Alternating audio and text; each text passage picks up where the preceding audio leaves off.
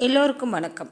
கடன் வாங்குறது அப்படிங்கிறது இன்றைய சூழ்நிலையில் தவிர்க்க முடியாத ஒரு விஷயமாக போச்சு. அவரவர் தகுதிக்கு ஏற்ப நம்ம சிறிய தொகையோ பெரிய தொகையோ கடன் அப்படிங்கிறத வாங்கியிருப்போம்.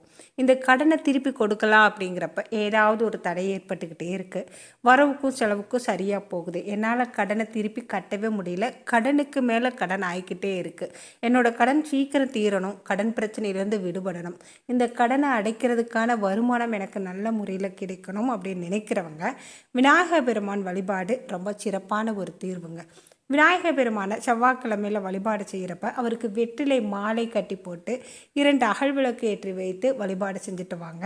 நீங்கள் தொடர்ந்து ஒரு 11 வாரம் இந்த வழிபாட்டை நல்ல முறையில் செஞ்சிட்டீங்க அப்படின்னா கடன் பிரச்சனையிலேருந்து விடுபடலாம்ங்க. எப்பேற்பட்ட கடன் பிரச்சனையாக இருந்தாலும் சரி, அந்த பிரச்சனையிலேருந்து நம்ம விடுபடலாம். கடன் அடைப்பதற்கும் வருமானம் உயர்வதற்கும் ஒரு நல்ல தீர்வு கிடைக்குங்க.